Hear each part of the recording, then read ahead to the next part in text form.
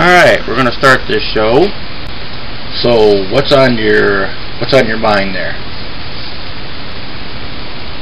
Can you talk a bit about using malt instead of amylas? Yeah, sure, I can do that. About using malt instead of amylas. Well, that's quite simple. See, plants, well, basically life in general runs on sugar. You run on sugar, I run on sugar, plants run on sugar. Plants get their sugar from photosynthesis, the sun shining on the leaves and such, and that makes them grow. Except when the plants are still seeds, they don't have any leaves to produce the photosynthesis, and the seeds are full of starch. And what happens is the grain kernels, I guess you could call them kernels, the grain kernels, each little speck of grain is full of starch, but the plant needs sugar. Why it doesn't have sugar, I don't know. It has starch, but it needs to convert, that's its reserve, to start growing on. So the seed, once it starts to sprout, it has its own enzyme to convert the starch into sugar until it can grow its own leaves and produce sugar through photosynthesis. So malt, you take the grain while it's still a sprout before it grows leaves, and you take that and you crush it up, and it's full of the enzyme, the same enzyme that I used in other mashes. So that's the same enzyme is in both products. It's just that one you acquire naturally and the other one has been acquired in bulk through laboratories. Does that clear anything up, or do we need to go a little further on this? I love your simple cornmeal recipe. I just wanted to do it without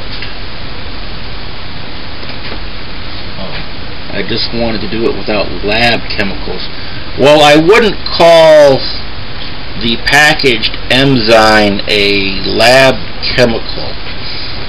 To the best of my knowledge, the packaged enzyme is the real enzyme. It's just been harvested, so to speak, from stuff. You know, enzymes are, you know, kind of like almost like living things. They can grow and they can be harvested. So let's see if I can find anything on the internet where that says the enzymes are not natural. And something you should know, the same exact, well, basically the same exact enzyme is found in your own spit. The first part of digestion that happens is salivic digestion, and that is where your own spit is the first thing that comes in contact with food, and the spit provides the enzymes that help break starch down into sugar. So the enzyme is something that is occurring naturally all over the place. Alright, here's something, I don't know if it's exactly what we're looking for. Oh, you have a new question. Alright, well, let me paste this, what I found. I will send it to you. You can look it up at your convenience. And what's your next question here? Would you suggest using concentrated pear juice, fresh pears, something else? Oh, well, that's a good question. My motto, simple is always better. So, concentrated pear juice. I use concentrated juice all the time, not exclusively, but my two biggest hits are the grape brandy and also apple brandy, which is the exact same recipe almost. You're just substituting one concentrate for another. So I really love using concentrate. Not to mention, you can also strengthen the concentrate as you want. You know, subtract a little bit of water and you have more natural sugar from the fruit for fermentation. If you wanted to use fresh, I mean, if like you live on a farm and you've got all this fruit to use, oh, by all means, use it. Use the heck out of it. But I only use what is easily accessible, cheap. Those are two main considerations that I think of when selecting stuff to use. Now, like in the honey mango, I found the best of what I could find. Some of it was juice in a box. Some of it came from cans. I was about to use fresh mangoes because I didn't know if the store had anything else on hand. I would use canned stuff first before using fresh, because the canned stuff, it's already peeled, it's already de-seeded, the seeds are taken out, and it's packed in heavy syrup, which is extra sugar for you to ferment. So yeah, the order of which I would do things in, first to last, would be concentrates or juice, regular juice. That's about equal on that. Second would be canned fruits, and then fresh fruits if it's available. I live in Washington State, and we tend to have tons of great fresh produce around. Well, like I said, if you have it available and you're willing to do the work, this is very important. You got to be willing to do the work of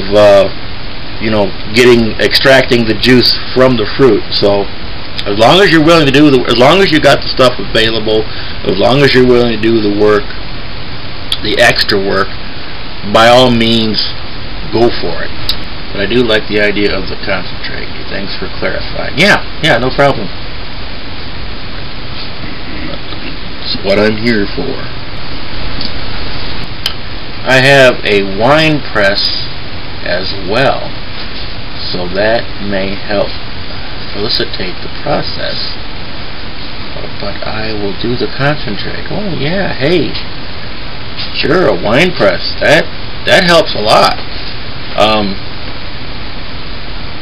Yeah, you got the fresh fruit available, and you have the wine press. Well, a wine press, that I'm guessing is mostly for grapes. Grapes are pretty soft fruit. I don't know if it would handle a tougher fruit such as an apple or a peach. Yeah, that is something that you're going to have to just experiment with and go easy on it the first time around. But if you got the equipment, by all means start testing it to see if it works. You got here now. For at least my first batch or two of that flavoring. Oh, okay. Oh, you're continuing your comment from the last comment, is that right? But I will do the concentrate for at least my first batch or two of that flavoring. Yeah, I recommend people that are just starting out, I recommend that everybody does everything as simple as possible. Don't try to get into anything complicated. Just try to get something done and learn from the process. If you start trying to, if you go all out and start trying to knock off a grain alcohol, there are so many steps that you could do wrong. You'll never figure out what went wrong if something goes wrong. So the order of attack that I recommend that people do, if you've never distilled anything at all yet, but you have the still and you have the time and you have the patience to learn, I recommend this to everybody. Your plan of attack is to try to start distilling things that are already fermented. That means go down to the store and you see a bunch of wine on sale, snatch it up. Go down to the gas station and buy a couple bottles of the Mad Dog 2020 or the Wild Irish Rose or Thunderbird or one of those high potent cheap wines. That's what I started out with.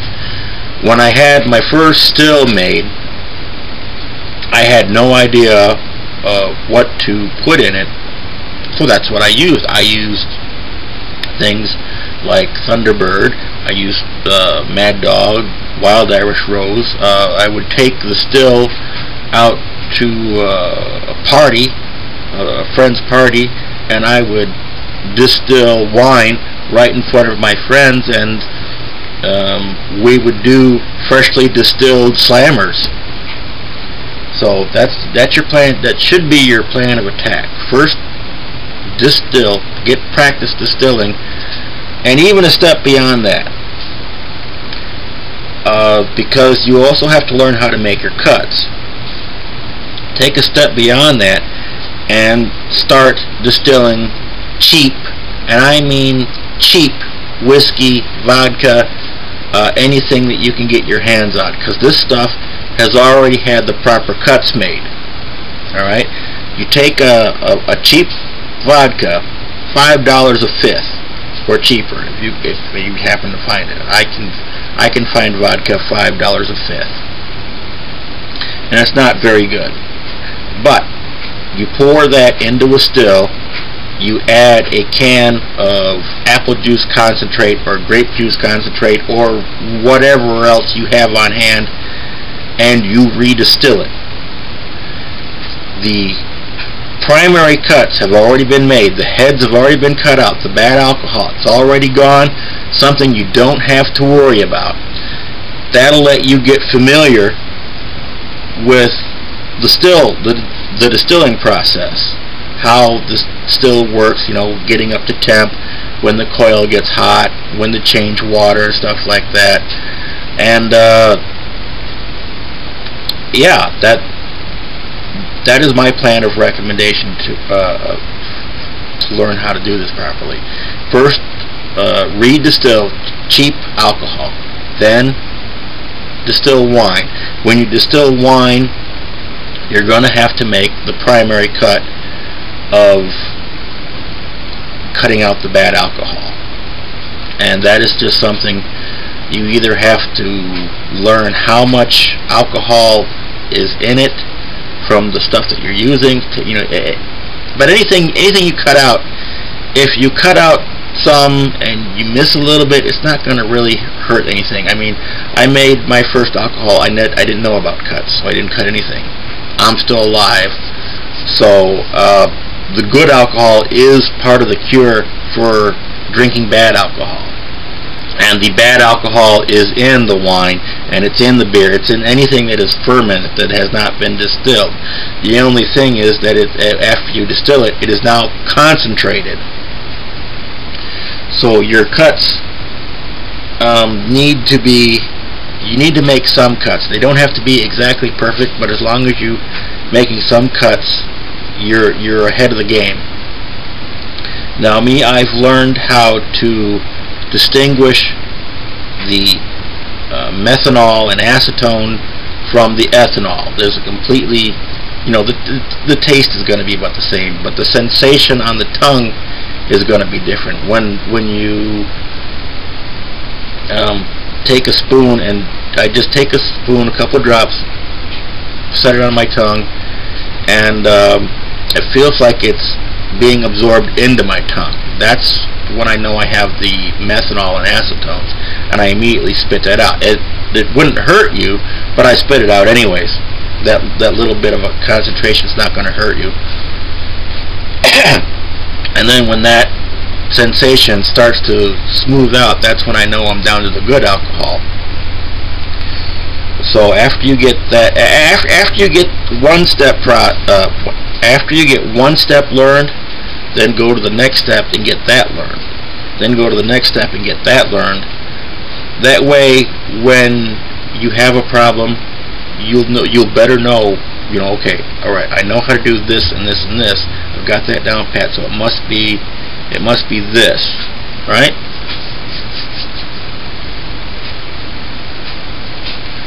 Great suggestions. Wouldn't have thought to practice with cheap booze, wine. I will definitely do that. Good. Good. You shouldn't just start right off the bat and think you're gonna make corn whiskey. I knew. I had my first still 20 years ago. I knew that I didn't know jack shit about making corn whiskey, so I didn't even think of trying it. After I got some practice, I started making fermenting apple juice. You buy fresh apple juice in the store, you let it set, it ferments all by itself. Maybe you add a little extra yeast, a little extra sugar, and that was the second thing I started distilling. When I got that done, then I started practicing on other stuff, and then I had to do a lot of research before I found out what makes corn whiskey work, because I didn't know. So I wasn't, hey, just take some corn and stuff it in something and add some water and think it's gonna ferment on its own. No, I didn't have a clue back then, so I wasn't even thinking of trying it. So I think we've got that subject pretty much covered. Anything else you need to talk about?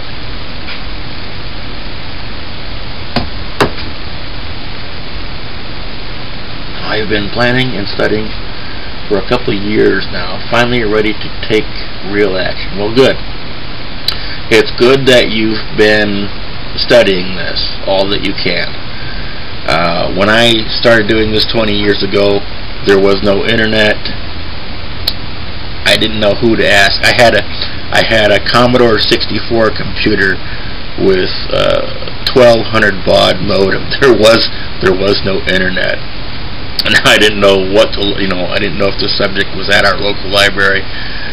I had a friend who was in the South for some period of time, and we were just bouncing ideas off each other's head.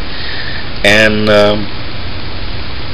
my first still was smaller than what you've seen now. My first still didn't even hold 1 gallon.